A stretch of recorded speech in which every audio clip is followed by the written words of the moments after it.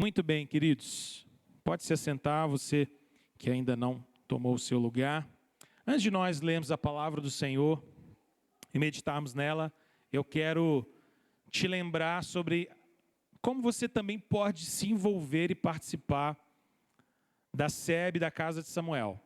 Para você que talvez nunca tenha ouvido falar sobre isso, a nossa igreja tem um braço, que a gente chama nosso braço de ação social, de amor, de misericórdia, que é a SEB.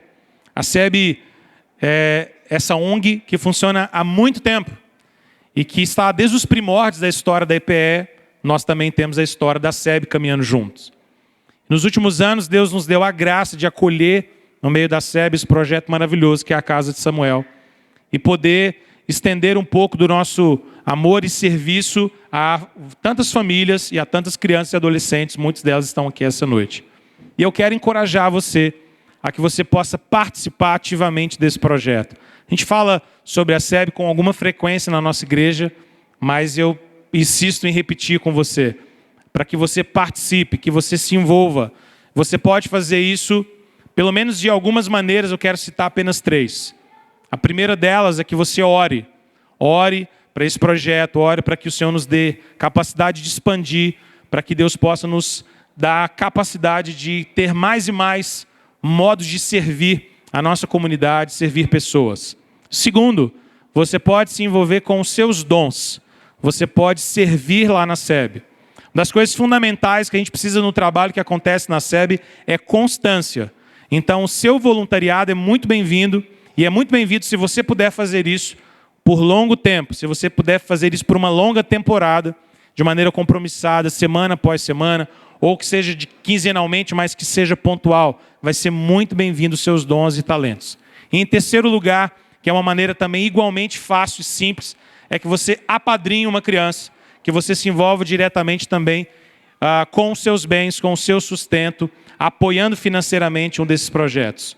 E isso pode ser muito fácil de você fazer, pode começar com um valor bem simples, bem baixo, mas vai ser muito importante para abençoar a vida das nossas crianças. Então, se você puder, se envolva, se engaje, apadrinhe uma das nossas crianças, se envolva com a Casa Samuel, com a SEB, para que a gente possa expandir e crescer cada vez mais, em nome de Jesus. Amém? Dito isso, vamos ler a palavra do Senhor. Abra sua Bíblia comigo, em 2 Pedro, capítulo de número 2.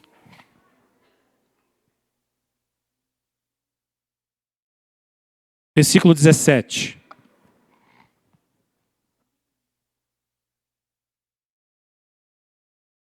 Nós estamos caminhando para o final da nossa série de mensagens na segunda carta do apóstolo Pedro. Hoje nós vamos encerrar o capítulo de número 2 dessa exposição que nós começamos no início do mês de setembro. Já por mais de um mês nós temos caminhado versículo a versículo nesse importante livro, nessa importante carta da Bíblia, que é a carta do apóstolo Pedro, a segunda carta do apóstolo Pedro. E hoje eu quero convidar você a ler comigo os versículos 17 até o versículo de número 22. Nós vamos fechar esse capítulo. Nos próximos 2 domingos nós vamos encerrar com o capítulo 3, com a graça de Deus. Todos estão comigo? 2 Pedro, capítulo 2, versículo 17. Quero aproveitar que a igreja está cheia de gente. Nós vamos ler juntos, sem uma só voz, bem bonito. Pode ser? Então, se você tiver com a revista atualizada, leia aí na sua Bíblia. Se você não tiver a revista atualizada, leia aqui na tela comigo, para que a gente possa ler em uma só voz, bem bonito. Vamos juntos? Verso 17. Esses tais são como fontes sem água, como névoas impelidas por temporal. Para eles está reservada a negridão das trevas, porquanto, proferindo palavras jactanciosas de vaidade, engodam com paixões carnais, por suas libertinagens, aqueles que estavam prestes a fugir dos que andam no erro, prometendo-lhes liberdade, quando eles mesmos são escravos da corrupção, pois aquele que é vencido fica escravo do vencedor. Portanto, se depois de terem escapado das contaminações do mundo, mediante o conhecimento do Senhor e Salvador Jesus Cristo, se deixam enredar de novo e são vencidos, tornou-se o seu último estado pior do que o primeiro. Pois melhor lhes fora nunca tivessem conhecido o caminho da justiça, do que, após conhecê-lo, volverem para trás, apartando-se do santo mandamento que lhes fora dado. Com eles aconteceu o que diz certo adágio verdadeiro: o cão voltou ao seu próprio vômito, e a porca lavada voltou a revolver-se no lamaçal. Vamos orar mais uma vez?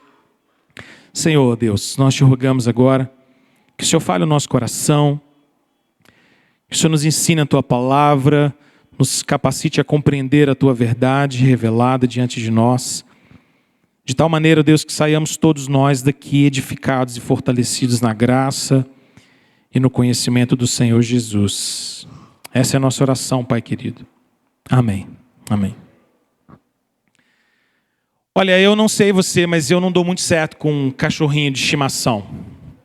A gente até tentou ter, mas nunca fomos bem sucedidos com a ideia. E aí, não conseguindo ter um cachorro, depois de conversar bastante com o Gleidson, a gente resolveu ter peixes. Dá menos trabalho. Mas a minha irmã tem um cachorro. Na verdade, ela tem mais de um. Mas um dos cães que ela tem é um Shih Tzu, sabe? Shih Tzuzinho. Mas o Shih Tzu dela é um Shih Tzu bem comelão e ele ficou bem grandinho. Bem grandinho mesmo. E o nome dele é Louie. Mas pensa num cachorro bagunceiro, é o Louie. O Louie é um misto de bagunça e preguiça ao mesmo tempo. Ele é tão preguiçoso que quando ele dorme, ele ronca. E às vezes a gente está perto dele, ele está roncando. Não dá nem para dormir com ele no mesmo ambiente, porque ele ronca tanto que atrapalha. Mas hoje eu não quero falar sobre o ronco do Louie, não. Eu quero falar sobre o fato de como o Louie é levado quando ele toma banho. Como um Shih Tzu, ele tem muito pelo. E o pelo dele é bem grande mesmo. E bem volumoso. E às vezes a minha irmã vai e paga para ele tomar aquele banho caprichado, sabe? E aí o pessoal chega, pega ele, leva, aí ele vai tomar um banhozinho. Quando ele volta, ele está espetacular. Até de gravatinha ele volta.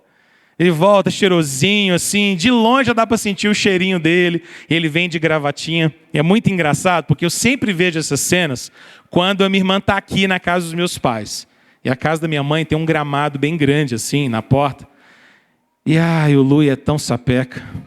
Quando ele chega limpinho, mas limpinho, tão cheirosinho, uma das primeiras coisas que ele faz é pular no primeiro canteiro de grama que tiver e sai se esfregando todo e relando pelo para tudo quanto é lado.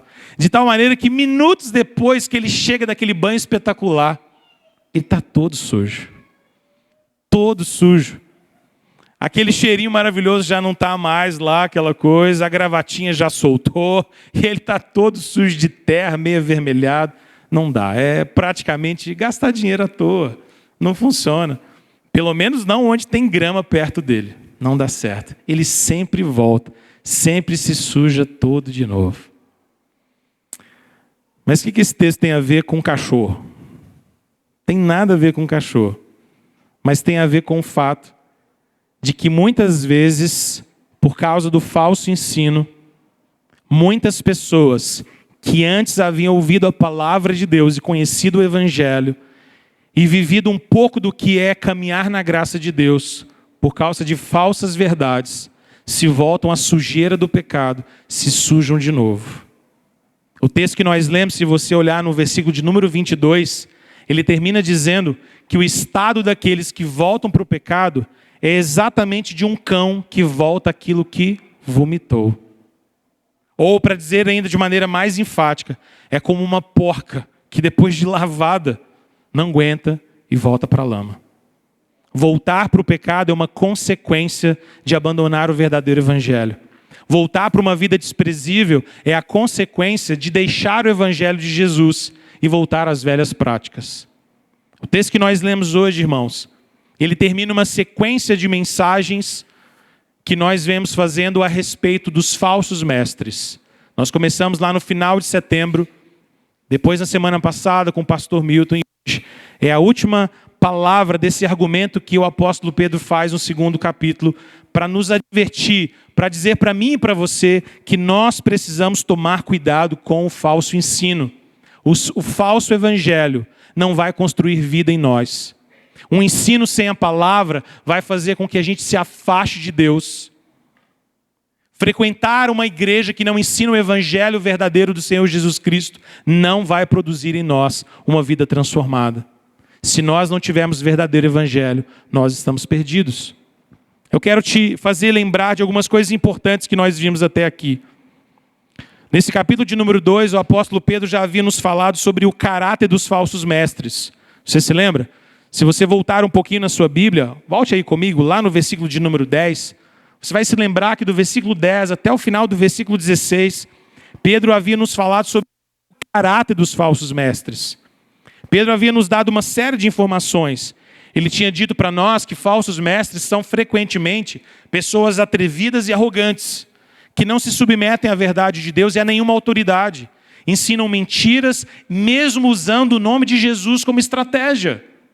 Pedro havia dito também que falsos mestres, versículo 14, ou versículo 11, perdão, são pessoas brutas e irracionais, pessoas ignorantes da verdade de Deus, porque não conhecem a palavra de Deus e ensinam coisas falsas. Pedro havia nos dito, olha, tome cuidado com os falsos mestres, porque eles são irracionais. O que eles ensinam é mentira, é falso engano, é ignorância. Versículo 14, Pedro nos lembrou de que os falsos mestres também eram pessoas adúlteras, avarentas, que viviam uma vida longe de Deus, uma vida de libertinagem e uma vida de apego ao dinheiro. Eu só quero aquilo que dá lucro. Eu ensino aquilo que produz riqueza para mim. O meu compromisso não é com a verdade, mas com aquilo que me dá riqueza. Essa é a fala de falsos mestres. Esse é o espírito de falsos mestres.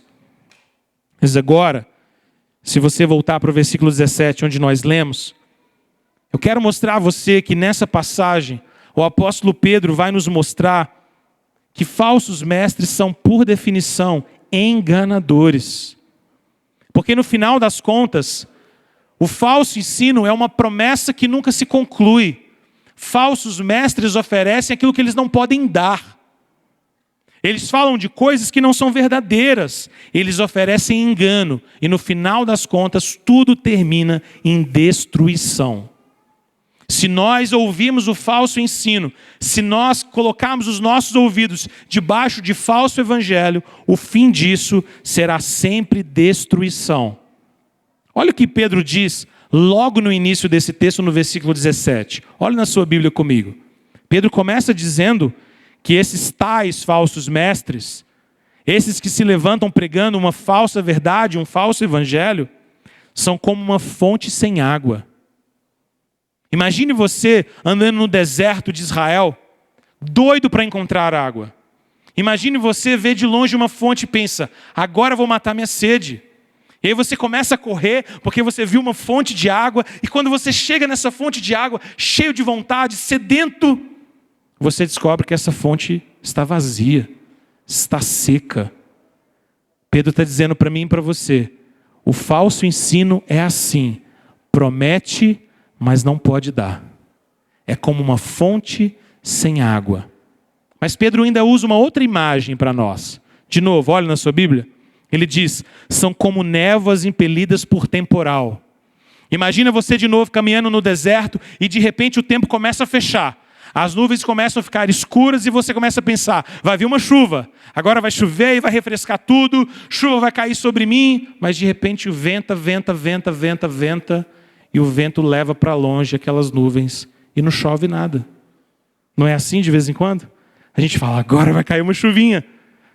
E de repente venta tanto que as nuvens vão embora. E você fala, cadê minha chuvinha? Pedro está dizendo, olha, falsos mestres são assim. São como névoas que são levadas pelo temporal. Nuvens falsas. Parece que vai chover. Parece que vai cair água, parece que vai nos refrescar, parece que a gente vai matar a sede nessas fontes, mas é uma fonte seca, é como nuvens que se vão com o vento. Irmãos, Pedro quer nos ensinar aqui que o falso ensino, os falsos mestres, não conseguem entregar aquilo que eles prometem. No mundo existem muitas propostas tentadoras para nos afastar do verdadeiro evangelho. No mundo nós vamos ouvir inúmeras propostas para nos desviar da verdade de Deus. Propostas tentadoras. Propostas cheias de promessas extraordinárias. Creia nisso e você vai ter tal coisa. Faça isso, isso, isso religiosamente e você vai conquistar coisas maravilhosas. Tome cuidado. Todo falso ensino é como uma fonte sem água. Todo falso ensino é como uma chuva que parece que vai chover, mas que acaba sendo levada pelo vento. No final das contas, o grande projeto do falso ensino, dos falsos mestres, é produzir engano e deixar destruição. Aonde o evangelho do Senhor Jesus é pregado, vida é produzida. Aonde o evangelho de Jesus é anunciado, corações são transformados. Mas onde a mentira é proferida e anunciada, destruição permanece. No lugar em que o falso evangelho é anunciado, vidas são destruídas, pessoas se afastam de Deus, pessoas fogem do caminho do Senhor, porque o falso ensino só age por meio do engano e só deixa destruição por onde passa. Nessa noite, então, quero te mostrar esses dois pontos. Primeiro eu quero te mostrar a partir dos versículos 17 e 19, que o falso ensino é por engano. E depois dos versículos 20 a 22, de que o falso ensino é destrutivo para a nossa vida. Então olhe comigo, por favor, na sua Bíblia, nos versículos 17 até o 19. Aqui eu quero te mostrar que o falso ensino, de que o falso evangelho, de que falsos mestres só agem mediante o engano. Tudo que eles produzem é enganoso. Pedro termina o versículo 17 dizendo: para eles está reservada a negridão das trevas. Para falsos mestres está reservado o juízo, como nós já temos visto nessa carta de 2 Pedro. Deus não deixará sem juízo aqueles que ensinam mentira. Eles podem ter sucesso nesse mundo, eles podem ter prestígio nesse mundo, eles podem ter riquezas nesse mundo, mas um dia o reto juiz trará juízo sobre toda a terra. Pedro começa dizendo: para eles está reservada a negridão das trevas. E por que eles serão condenados? Porque eles são enganadores. Preste atenção no que o apóstolo Pedro nos diz sobre como o falso ensino age, sobre como os falsos mestres atuam. Pedro nos fala sobre 3 estratégias. A primeira aparece no versículo de número 18. Olhe comigo na sua Bíblia. Porquanto, proferindo palavras jactanciosas de vaidade. A primeira estratégia do falso ensino é usar uma linguagem enganadora. Uma linguagem que se expressa como confiante, como certa, mas para esconder a falta de sabedoria deles. Queridos, entenda o que Pedro está dizendo. Pedro está nos ensinando e nos advertindo que todo falso ensino, todo falso evangelho será proferido com palavras muito seguras, com palavras muito certas. Falsos mestres são ótimos para falar. Tem muita habilidade para dizer as coisas, para colocar as coisas. Falam coisas bonitas, coisas agradáveis, coisas cheias de vaidade, coisas grandiosas, grandiloquentes, que convencem, que a gente ouve e diz: isso é lindo, isso parece verdade, mas não é.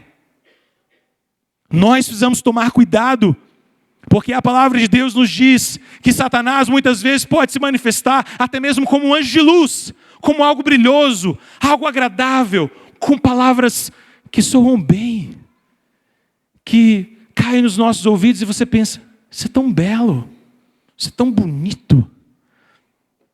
Nós vamos tomar cuidado, porque o falso ensino funciona com palavras floreadas, bonitas demais, cheias de floreio, que falam aquilo que as pessoas querem ouvir, que falam aquilo que os nossos ouvidos estão doidos e sedentos para ouvir. Eles usam essas palavras cheias de vaidade, da qual a Bíblia nos fala. Por que a gente voltar nessas coisas? Se Pedro já disse isso tantas vezes. Eu tenho para mim que Pedro escreve um capítulo tão grande sobre falsos mestres, porque sem dúvida nenhuma esse é um perigo tão urgente e tão presente na vida da igreja ainda hoje. Nós vivemos debaixo de fortes ataques e de palavras que são proferidas com tanta vaidade, com tanta beleza, mas que são palavras mentirosas. Falsos mestres usam palavras agradáveis, que parecem tão boas, mas que no final das contas escondem mentiras. Hoje nós temos pregadores do politicamente correto, pregadores que não anunciam o evangelho de verdade, que anunciam o evangelho que cabe nas nossas ideologias e paixões humanas. Um evangelho limitado àquilo que a gente julga que é certo. Um evangelho que não fala mais a verdade de Deus, que não anuncia a verdade de Deus. Um evangelho que precisa ser anunciado para que todo mundo saia feliz. Irmãos, preste atenção no que eu vou dizer. Se o evangelho pregado e anunciado não nos constrange, se o evangelho anunciado e pregado não confronta os ídolos do nosso coração, se o evangelho anunciado e pregado não faz com que a gente sinta algum incômodo diante dos nossos pecados, é porque isso não é um evangelho. O evangelho que agrada as nossas preferências, que soa tão bem aos nossos ouvidos, no mínimo a gente precisa questionar. Talvez isso não seja a palavra de Deus. Talvez isso sejam apenas palavras agradáveis. Nós vivemos em um tempo em que o nome santo e precioso do Senhor Jesus é manipulado de maneira perversa por falsos mestres enganadores, que usando o nome de Jesus ensinam aquilo que Jesus nada tem a ver. Pedro nos diz que a primeira estratégia enganadora de falsos mestres é usar palavras vaidosas.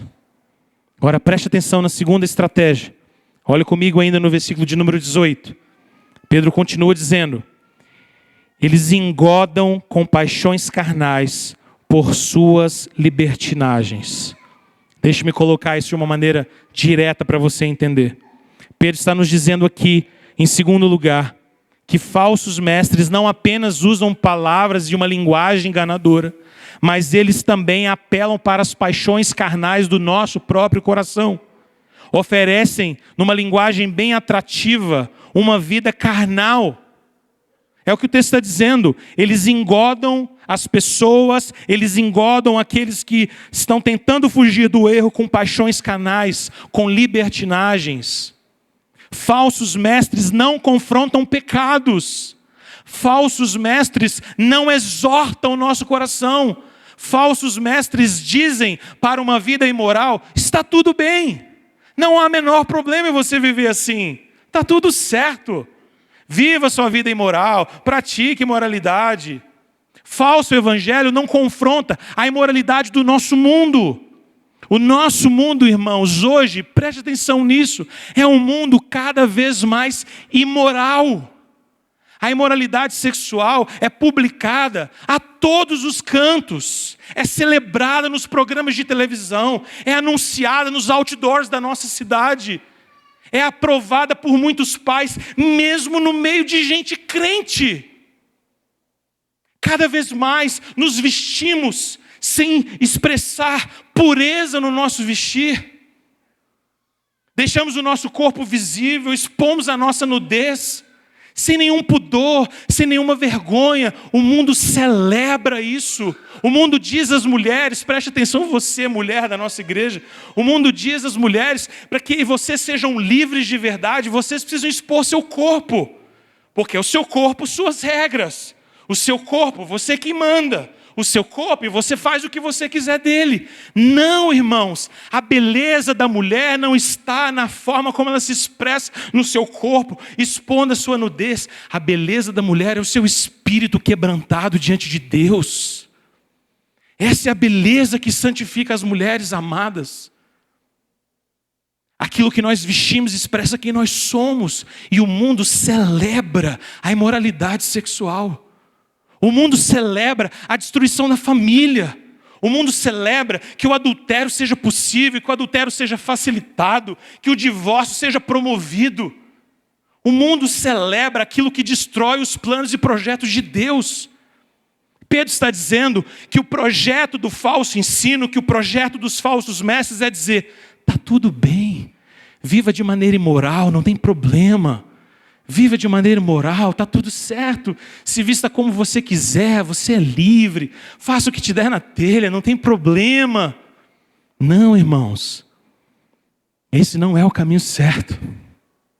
Esse é o caminho enganoso da libertinagem promovida por falso ensino.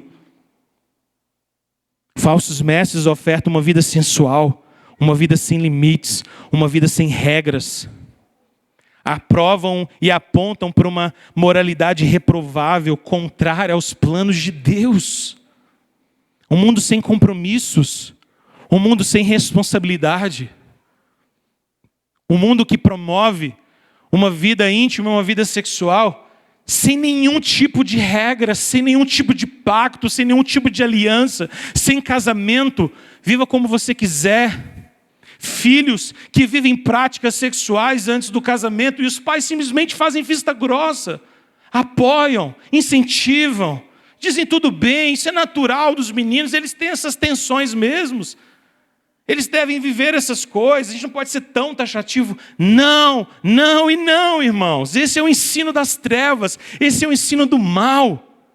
O projeto de Deus para nós é pureza, é santidade, é modéstia no vestir, no falar, no agir. A beleza das nossas irmãs, a beleza dos homens não está na forma como se expõem, mas na forma como se guardam, como se preservam, como se santificam, como vivem para a glória de Deus.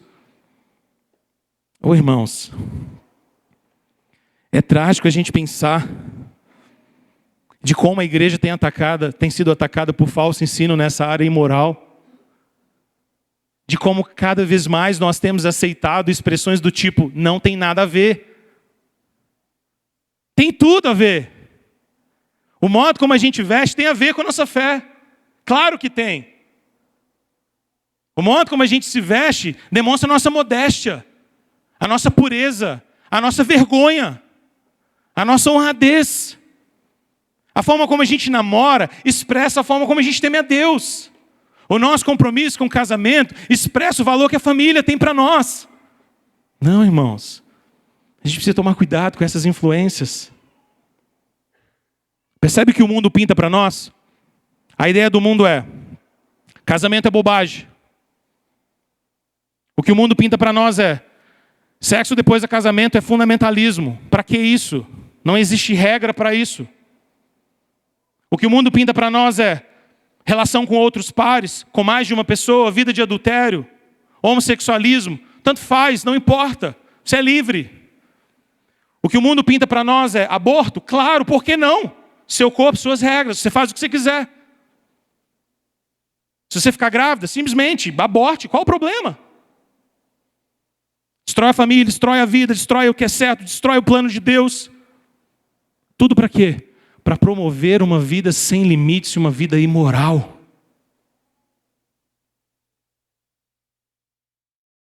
Que tipo de cultura nós temos vivido e temos assistido ao nosso redor? Muitas pessoas, muita gente ainda usa o nome do Evangelho, o nome de Jesus, para promover tais práticas. Pedro está dizendo: falsos mestres incentivam, promovem, engodam, envolvem, criam armadilhas através de paixões carnais e libertinagens. Isso não é o verdadeiro evangelho. O verdadeiro evangelho condena os nossos pecados. O verdadeiro evangelho confronta a nossa iniquidade. O verdadeiro evangelho aponta para a nossa imoralidade. O verdadeiro evangelho nos chama a viver vida pura, relacionamentos puros. O verdadeiro evangelho não admite uma vida imoral. Não existe conversão sem transformação. Não existe gente que se diga crente e não vive de maneira coerente com isso. Não, irmãos. Se não há transformação de vida, então não há conversão. Se não há mudança de vida, então não há verdadeiro evangelho. Pedro está dizendo para nós que isso é fruto de falsos mestres, de falso ensino, de engano. Terceiro lugar. Agora olhe comigo no versículo de número 19. Pedro já nos disse que eles têm 3 estratégias. A primeira, usar uma linguagem cheia de vaidade. A segunda estratégia, promover e incentivar uma vida imoral. Veja agora no versículo 19 a terceira estratégia. Olha o que o texto diz. Prometendo-lhes liberdade quando eles mesmos são escravos da corrupção, pois aquele que é vencido fica escravo do vencedor. A terceira coisa, ou a terceira estratégia, que o falso ensino tenta usar para poder nos engodar, nos envolver, é difundir a ideia, ou é anunciar a ideia, de que existe um caminho sem regras para viver o Evangelho. De que a liberdade precisa ser vivida a todo custo. De que viver uma vida sem regras, sem limites, esse é o projeto do Evangelho. O versículo diz que eles prometem uma liberdade total, uma liberdade sem limites, sem regras. No fim, eles se tornam escravos das suas próprias paixões, porque alguém que vive sem nenhuma disciplina, sem nenhuma regra, sem nenhum limite, acaba no final das contas se tornando escravo das suas próprias paixões. Eu acho engraçado quando às vezes alguma pessoa ímpia nos critica e critica a fé evangélica, dizendo que nós evangélicos temos regras demais, temos mandamentos demais, vivemos uma vida regrada demais, que nós não sabemos o que é liberdade. E é muito simples você atestar se essa pessoa de fato vive de maneira tão liberta como ela acha. Diga para ela, largue a sua pornografia hoje. E eu quero ver se você é livre de verdade. Largue o alcoolismo hoje, e eu quero ver se você é livre de verdade. Largue seus vícios com drogas, com fumo hoje, e eu quero ver se você é livre de verdade. Largue suas práticas carnais agora, eu quero ver se você é livre de verdade. Porque Pedro está nos dizendo no versículo 19, aqueles que julgam ser livres de tudo, se tornam escravos daquilo que acaba os vencendo. Porque se eu sou preso demais, apaixonado demais com aquilo que é pecaminoso, eu me torno escravo daquilo que eu digo ser livre para fazer. Irmãos, a verdadeira liberdade em Cristo Jesus sempre tem limites. Porque liberdade sem limites é prisão, se torna escravidão. Se eu não tenho limite, se nada se impõe, se nada tem regra, se tudo é permitido, então sou escravo das minhas próprias paixões no final das contas. Sem regras, sem liberdade, sem disciplina, sem liberdade. Se nós não tivermos os mandamentos de Deus claros no nosso coração, nós vamos nos deixar dominar por aquilo que nós aprovamos. O mundo quer pintar para nós uma ideia de uma liberdade absoluta, sem regras. O falso evangelho é aquele que diz para nós, em Jesus você não precisa de regras. Faça o que você quiser. Viva como você quiser. Bíblia, jogue fora. Mandamentos, para quê? Viva do seu jeito. O verdadeiro evangelho diz para nós, da boca do próprio Senhor Jesus, aquele que tem os meus mandamentos e os guarda, esse é o que me ama. Viver verdadeiramente o evangelho é guardar os mandamentos de Jesus no nosso coração. Sem disciplina espiritual, sem os limites da graça de Deus em nós, nós seremos escravos do nosso próprio pecado. Pedro diz essa frase tão forte. Ele diz, aquele que é vencido se torna escravo do vencedor. Se você é vencido por uma paixão, essa paixão começa a escravizar você. Se você é vencido por um pecado, esse pecado se torna um senhor na sua vida.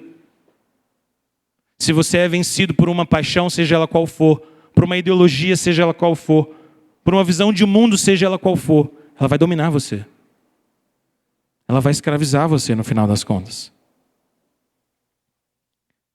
Agora preste atenção comigo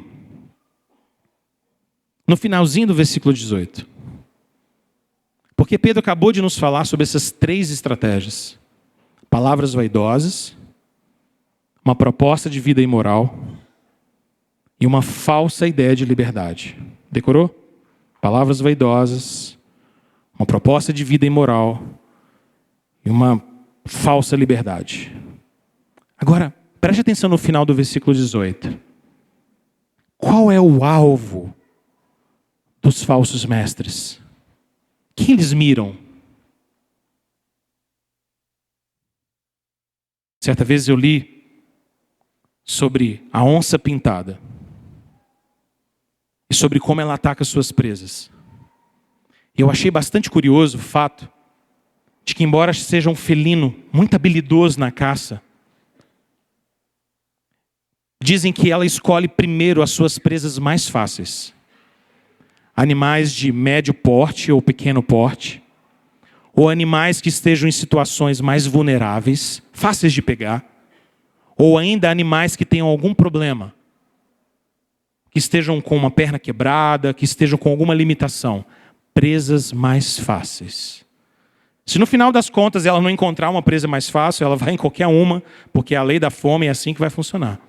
Mas, se possível, ela pega as presas mais fáceis. Veja o que Pedro diz sobre o alvo de falsos mestres no final do versículo 18. Ele diz que falsos mestres estão procurando enganar. Olha a frase final do verso 18. Aqueles que estavam prestes a fugir dos que andam no erro. Deu para você entender qual é o alvo dos falsos mestres? Pessoas que estão tentando fugir do erro. Pessoas que estão começando sua caminhada na fé. Pessoas que começaram a andar com Jesus agora. Pessoas que são neófitas, não têm todo o conhecimento. Pessoas que estão começando a se fortalecer na fé. Deu para entender essa ideia? Pedro vem nos ensinando nessa carta que nós precisamos de conhecimento e crescer na maturidade da sabedoria de Deus. Agora você entende por quê? Porque se alguém não é forte e fortalecido na fé, se alguém não se torna uma ovelha parruda, fortalecida, crente, cheio de graça de Deus, sustanciona, você vai virar presa fácil por inimigo. Ovelhas fracas na fé, ovelhas titubeantes, ovelhas sozinhas se tornam presas fáceis para o inimigo, para o falso ensino, para o engano, para falsos mestres. O foco deles é encontrar pessoas que estão prestes a fugir do erro. Vai, pega. Irmãos, isso nos faz entender que eu e você precisamos reconhecer o engano, as mentiras e a falsidade e nos fortalecermos para não sermos presas fáceis para o engano. Nós precisamos de conhecimento da palavra de Deus, crescimento espiritual, porque senão nós somos facilmente enganados. Agora preste atenção comigo nos versículos 20 a 22. Esse é meu segundo ponto e também o último. Se primeiro nós vimos dos versos 7 a 19 que o falso ensino é definitivamente enganoso, agora eu quero mostrar a você que o falso ensino, ele é destrutivo. Ele só quer destruir a nossa vida e ele vai destruir de fato. Os versículos 20 a 22, Pedro vai nos mostrar o que acontece quando o falso ensino entra na vida de alguém. É interessante porque se você olhar para os versículos 20 a 22, a gente não sabe exatamente se Pedro está falando aqui sobre os falsos mestres e como o falso ensino destrói a vida dos falsos mestres, ou se Pedro está falando aqui sobre aqueles que foram enganados pelos falsos mestres e como o falso ensino destrói a vida deles. É possível a gente admitir que Pedro aqui está falando sobre o efeito para os dois lados. Tanto o falso ensino destrói a vida dos falsos mestres, porque são pseudos crentes, pseudo ensinadores da palavra de Deus e mestres, mas também o falso ensino destrói a vida daqueles que se deixam enredar, que caem nas armadilhas. Tanto falsos mestres, como aqueles que são envolvidos pelo erro, terminam mal, porque o falso evangelho é sempre destrutivo. O falso evangelho nunca vai construir vida em nós. Deixe-me te mostrar duas verdades importantes sobre isso. A primeira delas, olhe comigo no versículo de número 20. Aqui Pedro vai nos mostrar que falsa conversão, ou que um cristianismo meramente nominal, não salva ninguém. Cristianismo nominal não salva ninguém. Apenas ter um nome no hall de membros de uma igreja, apenas frequentar uma igreja vez ou outra, não salva ninguém. Olha o que ele diz no versículo 20, leia comigo de novo. Portanto, se depois de terem escapado das contaminações do mundo mediante o conhecimento do Senhor e Salvador Jesus Cristo, se deixam enredar de novo e são vencidos, tornou-se o seu último estado pior do que o primeiro. Perceba o que Pedro está dizendo? Pedro está nos dizendo o seguinte, olha, tem muita gente que conheceu Jesus, que conheceu o Evangelho, que começa a escapar das contaminações do mundo, que começa a viver uma espécie de reforma religiosa na sua vida, começa a tentar andar com Deus, abandonar alguns pecados, ouvir música gospel. Mas se não tiver transformação de verdade, conversão de verdade, vai voltar ao engano e o seu último estado será muito pior do que o primeiro. Irmãos, o que Pedro está nos advertindo aqui, nessa discussão, é nos mostrar que, de fato, o cristianismo nominal não produz salvação. Jesus já havia nos advertido isso em Lucas, capítulo de número 8.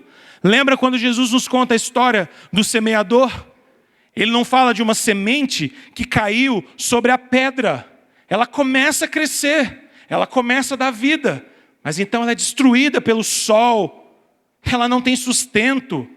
Depois Jesus fala de uma outra semente que cai entre os espinhos. Ela também começa a crescer, ela também começa a germinar, mas os espinhos a sufocam e ela não tem vida. Exatamente isso que Pedro está dizendo. Simplesmente estar numa igreja, simplesmente caminhar no meio de uma comunidade cristã, assumir determinadas práticas evangélicas, ouvir músicas evangélicas, ler a Bíblia de vez em quando, deixar alguns pecados mais odiosos e odientos, não necessariamente revela uma vida transformada.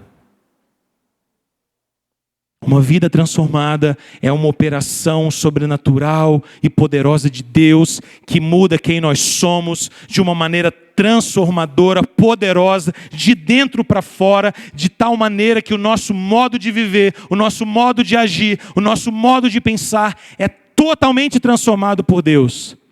Cristianismo nominal não salva ninguém. Eu quero dar essa palavra para você hoje. Em nome de Jesus.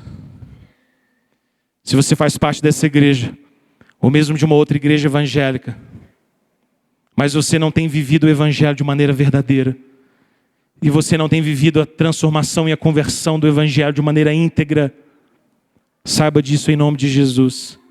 Simplesmente ter o nome arrolado numa igreja não vai salvar você. Simplesmente frequentar uma igreja alguns domingos não vai salvar você.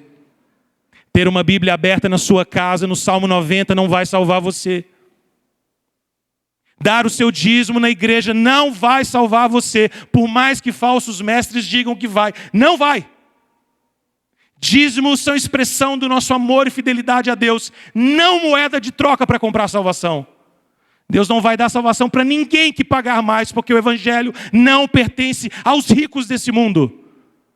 O evangelho pertence, a salvação pertence ao Senhor e Salvador Jesus Cristo. E Ele salva quem quer, e Ele salva pela graça e de graça. Irmãos, cristianismo nominal não vai salvar ninguém. Não vai comprar lugar no céu. Não importa se você já tem um banco reservado na igreja, esse banco é seu. Não importa se você tem um ministério extraordinário na igreja, esse ministério é seu. Cristianismo nominal não vai salvar ninguém. Mas eu quero... Que bênção, menino, falando glória a Deus, é isso aí. Fala mais, menino. Aí o povo vai junto com você. Bênção demais.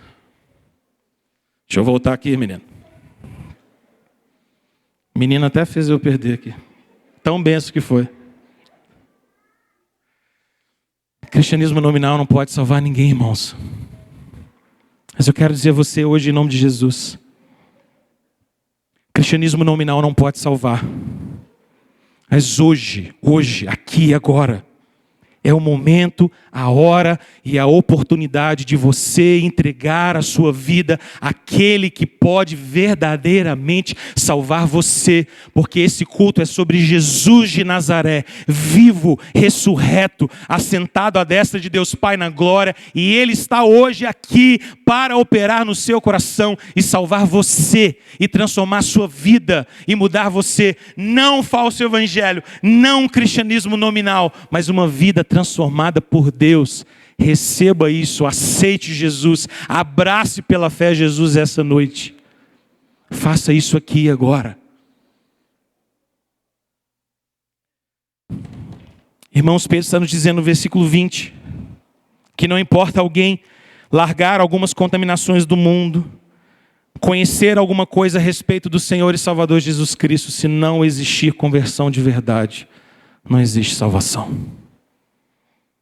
Pedro chega a dizer no versículo 20 que o estado final dessas pessoas se torna pior do que o primeiro. Se torna pior do que o primeiro. É o que ele vai dizer na sequência, o que eu quero chamar a sua atenção. Versículos 21 e 22. Pedro vai nos dizer agora que falsa conversão, que cristianismo nominal, não apenas não salva, mas além de não salvar, ainda conduz à destruição. Olha o que ele diz. Versículo 21.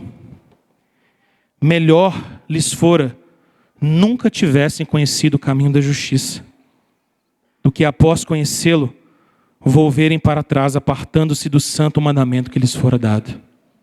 Deu para entender o que Pedro está dizendo no versículo 21? Pedro está dizendo, olha, alguém que abandona o evangelho para voltar a viver no pecado, era melhor nunca nem ter conhecido o evangelho. Era melhor. E aí ele vai usar essas duas ilustrações tão fortes e tão duras no versículo de número 22. Ele diz, porque alguém que conhece o evangelho e volta para a impureza do mundo, é como um cachorro que volta para comer o seu vômito. É como uma porca lavada que volta para chafurdar na lama. Ele está dizendo, e Jesus já havia dito a respeito disso, pessoas que são libertas e não são transformadas. Então espíritos malignos os tomam e agora o seu estado é pior ainda. Pessoas que já conheceram o evangelho, conheceram uma vida com Deus, ficaram um tempo sem praticar determinadas práticas pecaminosas, mas se deixam tomar e enredar pelo engano, voltam para o pecado e voltam de cabeça. Voltam com tudo, voltam para o erro, chafurdam na lama do pecado. Ele está dizendo, era melhor que nunca nem tivesse conhecido Jesus. Porque agora o juízo sobre eles é maior. Porque agora a imundícia do coração deles ainda é maior. Parece que eles estavam seguros, amarrados por causa das coisas da justiça de Deus. E agora que foram soltos, voltaram desesperadamente para os seus pecados. Seu estado final é pior do que o primeiro. Irmãos, Pedro está nos ensinando que o falso evangelho não consegue produzir vida. O falso evangelho só vai produzir destruição. Só vai produzir sofrimento. A apostasia é como voltar à sujeira e ao erro. Largar o evangelho e voltar ao pecado é como voltar à lama, se enlamear totalmente de novo. Eu quero terminar essa noite, essa mensagem, com algumas aplicações simples para o seu coração. Se você puder, guarde essas verdades, tente guardar isso de maneira prática. Primeiro, queria que você guardasse que é verdade e é real que nós vivemos em um mundo repleto de falso ensino do evangelho. Não pense nem por um segundo sequer que esse não é o estado do nosso mundo. Nós vivemos em um mundo cheio de engano. Prepare-se para isso. Aceite isso. Reconheça isso. Esteja pronto para lidar com isso. Em nome de Jesus. Segundo lugar, nós somos chamados pela palavra de Deus e pelo próprio Deus a discernirmos o erro e nos apegarmos à verdade. E a verdade só está em um lugar revelada de maneira plena. A verdade de Deus está na Bíblia. Você e eu precisamos da palavra de Deus. Nós precisamos da Escritura, da verdade do Senhor. Sem a palavra nós estamos perdidos. Sem a verdade de Deus, nós somos presas fáceis para o engano. Eu não sei quais são as suas prioridades do seu dia. Eu não sei como é a agenda de todos os membros dessa igreja. Eu não sei quanto tempo você tem para administrar prioridades na sua vida, mas eu quero dizer a você essa noite, eu quero encorajar você em nome de Jesus. Separe tempo para você estar com Deus. Se você não separar tempo para estar com Deus, você não vai crescer espiritualmente. Se você não crescer espiritualmente, você será sempre uma presa fácil para o engano. Sempre. Dedique tempo para ser santo. Dedique tempo para estar com Deus. Em nome de Jesus. Terceira lição. Para não sermos enredados, envolvidos pelo erro, nós precisamos não apenas conhecer a verdade, mas sermos convictos da verdade. Não basta apenas lermos, é preciso crermos. Não basta apenas sabermos intelectualmente, precisamos saber com o coração. Não basta apenas sabermos a verdade na teoria, é preciso que a teoria se torne prática. Não basta apenas termos uma Bíblia debaixo do braço, ela precisa ser lida, mastigada, alimentada, comida, vivida. A palavra de Deus precisa entrar dentro de nós, de tal maneira que se cortar a gente no meio, sai Bíblia para tudo quanto é lado. A Bíblia tem que estar em nós, a verdade de Deus dentro de nós. A gente precisa resolver os nossos problemas com Bíblia. A gente tem que enfrentar as tribulações com Bíblia. Quando vier os ataques de Satanás, a gente responde com Bíblia. Quando vier as dúvidas, a gente responde com Bíblia. Bíblia, Bíblia, Bíblia, porque essa é a palavra de Deus, cheia no nosso coração, transbordante em nós, porque ela é luz, é lâmpada para a nossa caminhada nesse mundo de trevas. Irmão, encha-se da palavra de Deus em nome de Jesus. Seja cheio da palavra de Deus. Deixe sua casa ser assim, transpirar a palavra de Deus. Seus filhos lerem versículos bíblicos, falarem da palavra de Deus. Incentive seus filhos a lerem a Bíblia. Desligue televisão de vez em quando. Dê Bíblia de presente para os seus filhos. Falem com eles. Leia a Bíblia, filhos. Dê exemplo. Nós usamos a palavra de Deus, irmãos. Porque é com ela que nós resistimos às tentações. Quando Jesus foi para o deserto ser tentado por Satanás, Jesus foi tentado 3 vezes. Com o falso ensino de Satanás. Satanás citou a Bíblia de maneira enganosa para tentar destruir Jesus. Por 3 vezes Jesus respondeu a Satanás. E sabe o que Jesus fez? Jesus citou a Bíblia para responder Satanás. Se Jesus agiu assim, você acha que eu e você deveríamos agir de outra maneira? Nós precisamos da palavra de Deus no nosso coração. Fuja do evangelho que tenha o homem no centro. Fuja de um falso evangelho que fala sobre vida permissiva, pecaminosa. Não relativize a verdade. Não ensine liberdade sem temor. Se apegue à verdade de Deus em nome de Jesus. Amém? Vamos orar? Feche seus olhos. Peça ao Senhor graça. Nós vamos nos preparar para louvar a Ele agora com a última canção. Mas eu quero convidar você a orar a Deus agora. Pedir a Ele graça. Por 3 domingos seguidos nós temos insistido sobre o perigo do falso ensino. Isso precisa ser uma preocupação nossa, queridos. Vamos orar por isso. Vamos orar para que Deus nos dê clareza da verdade. Para que Deus não nos permita relativizar o ensino verdadeiro das Escrituras. Vamos orar. Feche seus olhos. Fale com o Senhor. Coloque sua vida diante dele em nome de Jesus. Senhor, nós queremos ser cheios da tua palavra. Para que por todos os poros do nosso corpo a tua palavra possa transbordar.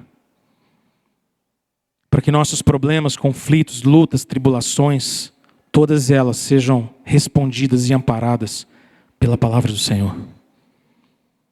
Ó Deus, não nos permita, Pai, levar para casa esse livro bendito que é a tua verdade. Jogá-lo dentro de uma gaveta e lá deixá-lo. Mofando, envelhecendo, empoeirando. Ó Deus, nos capacite a sermos cheios da tua verdade, cheios da tua palavra. para sermos habilitados e fortalecidos contra todo ensino das trevas. Livra-nos, ó Deus, do falso ensino. Livra-nos, ó Deus, do evangelho cheio de palavras vaidosas, mas que ensina mentiras. Livra-nos, ó Deus, de um ensino cheio de imoralidade e de falsa liberdade. Ensina-nos, ó Deus, o temor do Senhor, porque o princípio da sabedoria é te temer, ó Deus. Pai, eu peço que o Senhor fortaleça cada irmão, cada irmã aqui presente. Nos livre do mal, fortaleça o nosso coração, nos ensina a verdade em nome de Jesus. Capacita-nos, ó Deus, a viver na luz no mundo de trevas. Capacita-nos a andar em luz no mundo de escuridão. Dá-nos a tua verdade, ó Deus, a tua palavra é a verdade. Nós te louvamos e te bendizemos, Deus, em nome de Jesus. Amém. Vamos ficar em pé, vamos louvar ao Senhor, vamos celebrar o nome dEle.